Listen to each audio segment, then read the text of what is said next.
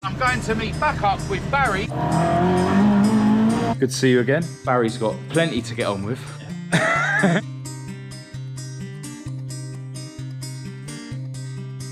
Proper custom rear-wheel drive conversion. Type 9 gearbox. It will look sick with wide arches. What's linkage? I'm getting married about 2 weeks before the summit, so... Yeah. Oh, so, well, it's the wedding car as well then, no? Possibly. I know nothing about them. Check out the rat's nest wiring. I want to try and see if it's... Cat and cat. Basically a donor Mark II Fiesta XR2. When I'm taking it apart, you can see where somebody's welded the panel over a panel. A 5-cylinder Volvo engine. SeaWorld. It is tight, isn't it? So let's go for a drive. This is pucker, man. Barry's well lucky to have a place like this so close to home. Hello and welcome to this video. I'm Marcus Hayes and today you join me from the cockpit of my favourite car, ESTA, the ST170 powered Mark I Escort. As you'll know if you watched the last video, ESTA is now back together with a brand new clutch after we obliterated the old one on the summit run the other day. And right now we're on our second to last day here in Northern Ireland, and I'm going to meet back up with Barry, who is the guy with the Toyota MR2 who saved us the other day when we broke down on the summit run. Because as well as having a super cool Mark II MR2, he's also got a seriously cool classic Ford project that he's working on, which I just had to show you guys. So we're gonna go full send through the countryside of County Fermanagh to get to Barry's place, and it won't take us too long to get there. It's definitely getting a bit late, so I want to get there as quick as I can and wave my camera at this new project. I'll catch up with you when we get there.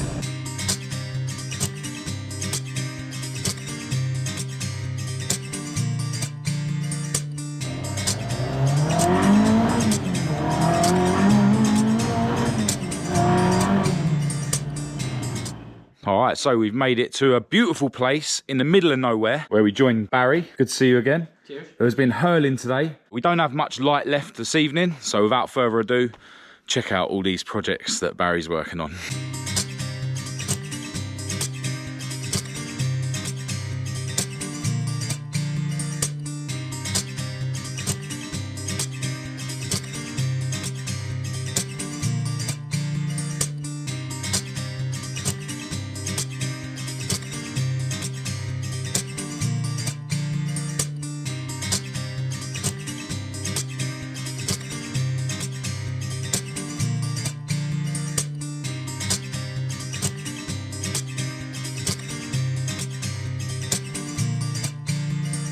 All right, so as you can see, Barry's got plenty to get on with. Yeah. I think I'm gonna start by showing you around the rear-wheel drive Mark II Fiesta. Such an awesome build. This used to be an art installation somewhere, which is why it's been painted with gloss or emulsion paint all over it with a brush or whatever. And you're saying it used to have like a face painted on it and whatnot. On the top, a set of glasses around the windscreen and a mustache on the front. So Barry has literally saved this car, and it's destined to be a bit of a road rally car. If we look in the engine bay, you can see most of what's been going on. You can see that he's adapted the front suspension mounting point to utilise Escort suspension.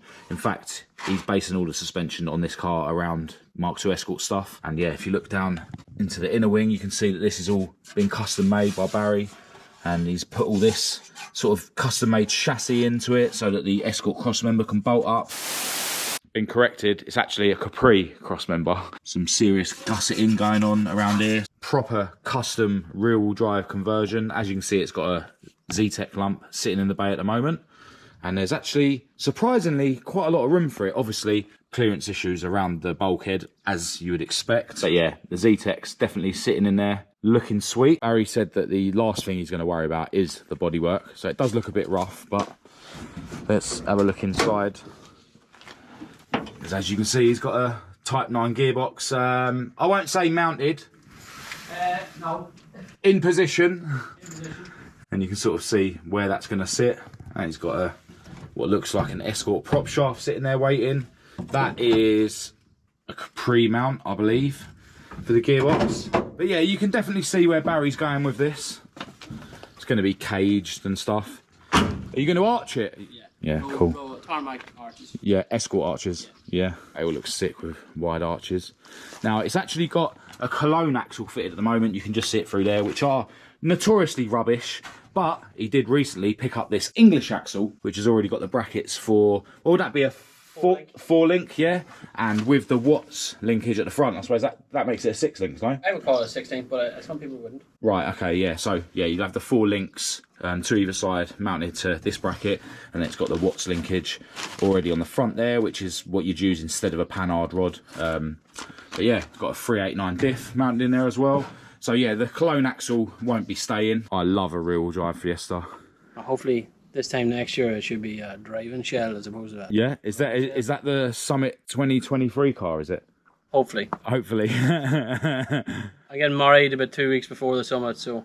Yeah. Oh, so, well, it's the wedding car as well then, no? Possibly. But yeah, over here, we've got what is a Fiesta-based kit car. I'm sure loads of you out there will know about these. I know nothing about them, apart from that they're called a Quantum, and that's only because it's written on the door.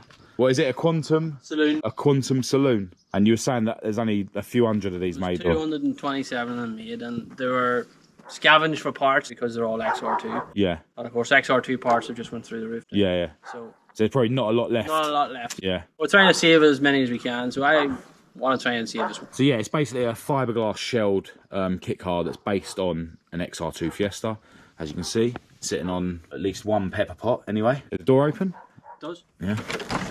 Let's have a look. Oh yeah, check out the rat's nest wiring. Plenty to do in here. This is going to keep you busy, but yeah. I've never actually seen one of these up close and personal. Is that an XR2 steering wheel then? It is, yeah. Probably some people out there crying out for one of them for their Fiesta. Even the seats, are they XR2 seats as well? XR2 seats, but with the build manual, you could either build it yourself and put XR2 Fiesta seats. Yeah. Or you could request from the factory at the time and they would upholster the seats in that way. Alright, so these are Fiesta XR2 seats, but the upholstery is like Quantum. Yeah, Quantum. That's their own sort of thing. Alright, cool. Very quirky. Very rare, as you say. Yeah. And yeah, definitely pretty cool. I like the rear end actually, with a sort of kind of moulded in sort of spoiler. And yeah, you can see that the whole shell is fiberglass. Probably quite light then, no? Yeah, it's a lot lighter than a lighter than a Fiesta. Yeah. So yeah. Stronger than a Fiesta even. Really? Yeah. Is it like kind of like a space frame chassis in a way, or? The shell is put together in pieces. Yeah. Squeezed together in a mould. So there's metal in between the fiberglass, but mostly it's fiberglass. The front bumper comes off, bonnet, doors and boot. Yeah. There's no back bumpers or anything. And don't be confused, they aren't pop-up headlights. They're literally flaps that pop down. You hit the switch in the dash, they pop down. They just move down to reveal the Fiesta headlights. Yeah. Oh, cool. Is this open, the bonnet? Yeah. Does that pull up, yeah? Yeah. All right, sweet. So yeah, it literally is like a Fiesta. That's exactly. Yeah, it is a Fiesta. That's mad. Cat and cat. Anyway, I can see another Fiesta sitting in the corner over here. And it's not the last one we're going to see today. So you were saying that this was basically a donor. Yeah, I bought it to build it and then the rot is too far gone. The floors are completely shot. It sat outside for 15 years with a door bent on the driver's side and no door on the passenger side. So whatever interior was in this when I got it was completely gone. Yeah. The animals, nature had took its toll on it. Still cool to see. Into Barry's pretty cool workshop. In this part of the world, you call them sheds, right? It's a garage. Oh, this is called a garage. All right, yeah. This is a warehouse. Your shed. My shed is a garage in my world. Is it? Anyway, moving on. This is a genuine Mark II Fiesta XR2, which Barry's not going to be cutting about and rear-wheel drive converting. This is actually going to be restored and kept as an XR2. Looking in a bit of a state at the moment, but he does have all the kit and stuff, which I've heard is quite hard to get hold of nowadays. And you've got the CVH ready to go in this, or? CVH there. Oh yeah, under there. Actually looks pretty solid to my untrained eye. Being used as a bit of a storage thing at the moment. Or I suppose most of the parts in here are for this car though, no? Yeah. One thing I didn't know, that I only learnt today, is that these spoilers are in 3 separate pieces. Barry has a couple of these, so one of them will be going on this car. But yeah, you can see it's still got its pepper pots, which have been painted black at some point. Definitely needs some Love and attention. Love and attention, yeah. But yeah, I think they all went like this because of the kit, isn't it? Like it's just like a trap, isn't it? Yeah. The trap behind it. Yeah. And that's actually been repaired before. Yeah. Because when I was taking it apart, you can see where somebody's welded the panel over a panel. Right. Yeah. That was a thing. People did that. Yeah. The lower is solid to a point, but there's lots of different patches. Yeah. So it's going to get ripped on your floor. But yeah. Nah, but these all got ragged. The XR2's just got ragged. Like the fact that it's still around. Yeah. And yeah, the values of these are going up and up and up. So definitely well worth saving. The most modern car in Barry's fleet, 2004 Mark I Focus, and you said it originally was a diesel. It's actually a limited edition. It's a 1.8 TDCA. Right. He made 600 of them in that colour with the ST interior and ST bumpers. You could get them in silver in limited edition, but only in this colour was only 600 made. The engine that was in it was rubbish. It was a boat anchor. I could never get it to run, so instead of scrapping the whole car, I decided maybe I'll just build my own ST in a different type of way. Yeah. So what we've got in here, well, you can correct me if I'm wrong, is a 5-cylinder Volvo engine, similar to the Mark II Focus STs. Yeah. Would this have been turbocharged in the Volvo? This is turbocharged. It is turbocharged. Yeah. 2.3 20 valve 5-cylinder turbo. Yeah. So yeah, very similar to the lump they use in the Mark II Focus STs. And correct me if I'm wrong, you was telling me about this at last year's summit. You had to modify the chassis to fit the 5-pot in? I had to take a guts of 20 or 30 mil out of both chassis legs. Yeah. Can you see it? Or? You can see it. Oh, right. Okay, yeah, I can see that. Oh, right, yeah. I can see welds and stuff. So there's a gap in that chassis leg and the same on the far side. Yeah. More on the far side because of the pulleys. Right, yeah. Oh, it is tight, isn't it? Yeah. But I wanted to keep the engine all intact. I didn't want to take all the stuff off it and try and modify it in because it's a good lump the way it is. Yeah. You wanted to mod the car to take the engine rather than modding the engine to take the car. It is a Volvo gearbox. Right. Is that the gearbox that would have been in the Volvo, the donor Volvo? Yeah. Yeah. 5-speed Volvo gearbox. Yeah. But it was originally an automatic, and the problem I'm faced with this car at the minute is wiring, because get an ECU, standalone ECU can be quite expensive. Yeah. But I have a wiring harness, which is, as you call it, a board's nest in the passenger seat. Yeah. But it's all complete. But it's getting it put together in a way that'll just run the engine. Yeah, of course. Yeah. Because you need the engine to talk to everything else. Yeah. Yeah. And I intend to finish that before I do finish anything else. Yeah. No, but like you were saying, the engine in this was no good.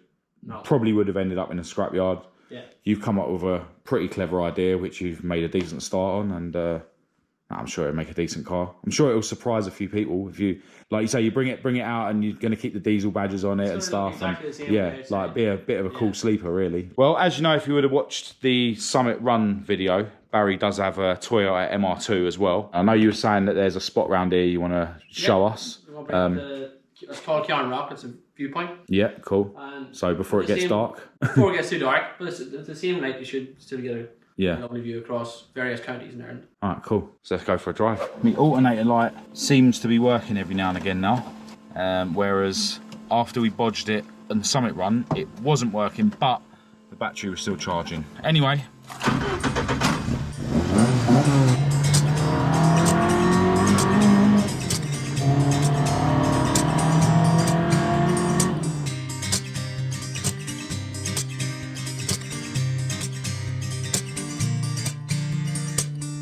Check out this map that's been carved into a stone. That's crazy. And we're going a bit higher up now.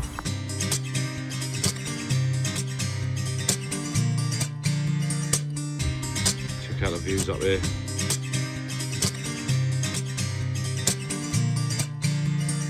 Barry's just telling me that in the wartime this would have had a light to sort of guide aeroplanes. Back in the day before we all had GPS. This is Pucker, man. Barry's well lucky to have a place like this so close to home and just get away from the world. And if you're tired after the walk up, check out the really cool sandstone chair.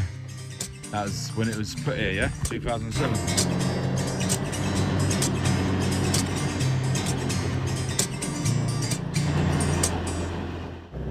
Alright, into a new day, and this is now unfortunately our final day over here in Northern Ireland. After we went up to the viewpoint last night, Barry very kindly invited us into his house for a cup of tea, and we was chatting about cars for a while before making the slow cruise back to the hotel. So we got back about 11:30 I think it was. So far the new clutch is still working, haven't managed to kill it yet. Hopefully it'll get us to Belfast this evening to catch our boat home. But right now we're going to the local garage, need to get some money out to pay the hotel and that sort of thing. I think we're going for lunch with Corey and his wife Maria today. And yeah, because we're not getting the boat until later on tonight, definitely going to try and spend a day doing whatever here in County Fermanagh. So I'm not sure what, if anything, I'm going to be filming on the last day, or whether I'm going to bother vlogging the journey home. But you'll be able to find out in the next video. So for now, I'm going to end this video here. I want to send another massive thanks out to Barry for inviting us around to check out his builds.